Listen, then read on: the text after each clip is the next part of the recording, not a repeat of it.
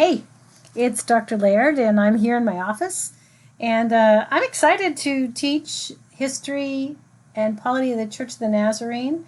I have a lifelong relationship with the Church of the Nazarene. I turned 60 this summer, so it's a long history, and it's full of love and sometimes frustration and understanding and sometimes confusion, like any long, long relationship is. But I've chosen to stay in the Church of the Nazarene because of what we believe, how the Church of the Nazarene exemplifies kindness, compassion, generosity, and deep faith in very local, practical ways. We have always been a church that says that we care for the poor and the oppressed, and that we want our doors to be open to those that other churches might look over, look past, not prioritize. We haven't always lived up to those aims, but that is what keeps me here. I wanted to show you a couple things because anytime you do history, you have to look at artifacts, you have to look at documents, you have to see what helps us to remember and retell the story. So first I'm going to show you, this is my diploma. You see up here it says Point Loma College. When I went to this institution, that's what it was called, Point Loma College. It later changed its name to Point Loma Nazarene College, and then it changed its name to Point Loma Nazarene University, which you know of now. But it had lots of other names before that. Pacific Bible Institute, Dietz Bible College or Institute, Pasadena College.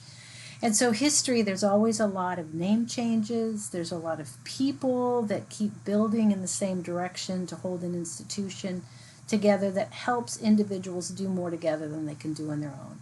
So I graduated from Point Loma College, an institution of the Church of the Nazarene. And then also, one of the other documents I wanted to show you is this is my ordination certificate. Let me see if I can pull it up there. There it is. It says that I'm ordained in the Church of the Nazarene, set apart and ordained as an elder in the Church of God according to the rules of the Church of the Nazarene on the Metro New York District.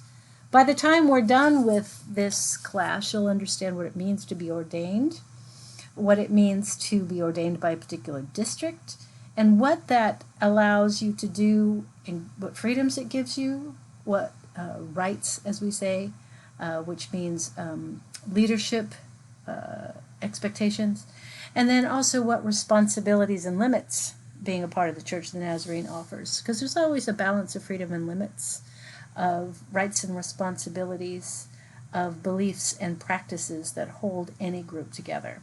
So someday when you come into my office, if you want to see this certificate of ordination, just tell me and I'll pull it off the shelf and show you.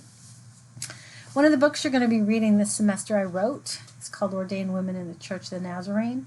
I wrote it as my master's thesis a long time ago, and I'm about ready to rewrite it. So you're going to help me see what needs to be added, updated, and changed as you give me feedback and we just talk about things together.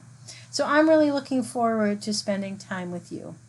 Let's not let history be boring. It's not boring if you are looking at these people as real people with real struggles who sought God and learned from their own times and left a legacy that gives us a firmer foundation for today.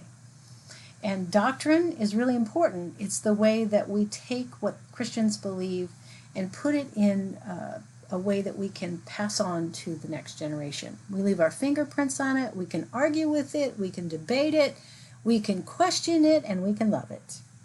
And then the last piece that we'll talk some about is polity, which is really policies, procedures, the way to be Christian together. And we'll look at the Church of the Nazarene's manual as we learn how to lead, not just from our own smarts, but from the collective understanding of the church. So let's get started. See you soon. Bye.